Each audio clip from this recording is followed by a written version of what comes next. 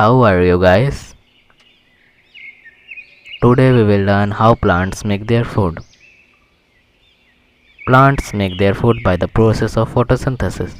Photosynthesis is a Greek word. Photo means light, synthesis means putting together. Photosynthesis.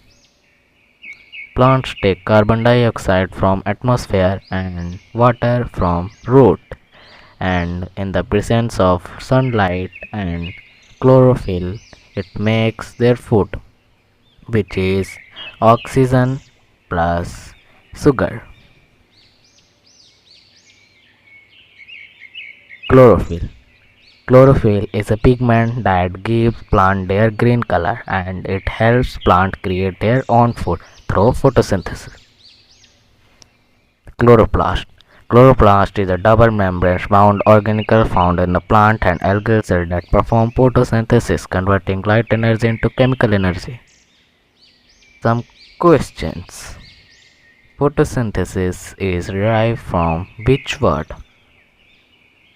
Name the pigment in the leaves that help in the photosynthesis. What are the raw material needed for photosynthesis? Which gas is released during photosynthesis? Write the answer in comment. Thanks for watching. Subscribe for more.